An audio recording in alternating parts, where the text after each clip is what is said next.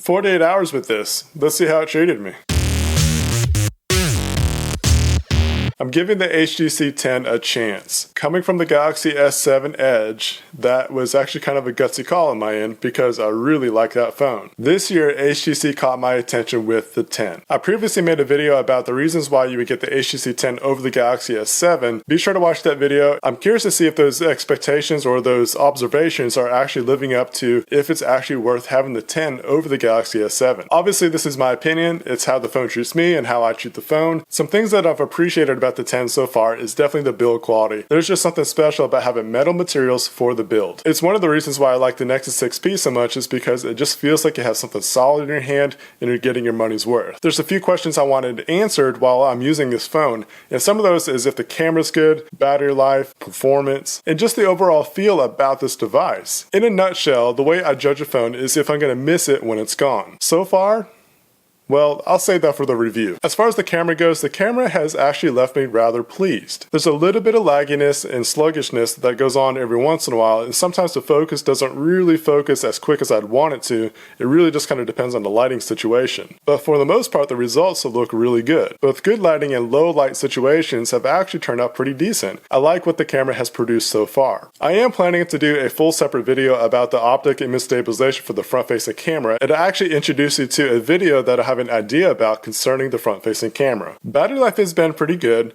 Now, coming from the Galaxy S7 Edge with the 3600 mAh battery, I did get better battery life with that. This battery is actually about 3000 mAh, which is pretty good. It's definitely a nice step up of what we had last year in all the flagships that were produced. Put it this way, I'm able to get through the entire day with the charge still left before I go to bed. That's including doing a ton of different tasks such as social media, watching videos, recording videos, taking photos, an occasional game or two, and of course some phone calls and text messages. Basically, everything that you're going to do with a smartphone, I do it throughout the day. Performance-wise, it's actually been a pretty decent experience. Being that it's a really toned-down HTC Sense this time, it's performing kind of like a stock Android phone. Pretty close to what a Nexus or stock Android experience would be like. The Sense apps don't get in the way of the performance, they're just basically there if you want to use them. The only performance issues that I've experienced so far has to actually do with the camera. There's a few apps that use the camera and it kind of has a tendency to not focus as well. That's including Snapchat and Beam. But overall, this device has been a good experience. I'm not saying it's been fantastic, but it's been a good one. It hasn't treated me bad. I'm not itching to get rid of it, but I definitely want to experience more of the HTC 10. That could actually be challenging because there's not much else to it. In my opinion, this is definitely a good preview to what HTC might present us with the new Nexus this year. With that said, they got to step up their game because the Nexus 6P made by Huawei, they definitely set the bar and it's going to be pretty hard to beat those guys this year. Another quick note that I want to share before I close out the video is the sound quality.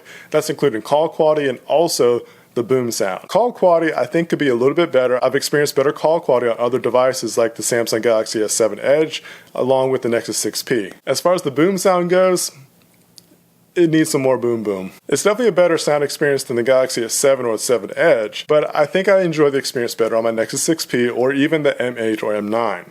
Those front-facing speakers, it's just hard to beat that stereo sound. HTC is definitely on a better path this year. It's not like it was last year or even the year before. If you're an HTC fan, you're not going to be disappointed with this phone. If you're not really into all those added features that many other devices might have, this might be the phone for you. There's enough for you to get by, there's features that are going to help your everyday life, and the camera is not going to be a reason to hold you back from getting this phone. I've got a bunch more HTC 10 videos coming your way, so make sure you hit that subscribe button so you don't miss those when they come out. Make sure to leave comments down below of what you think about the HTC 10 so far. Did you pick one up yourself? What's your thoughts of it? If you're still on the edge of getting the HTC 10, what's holding you back? What do you want to know about it? I love it when you guys share my videos on your favorite social networks, Facebook, Twitter, Google+.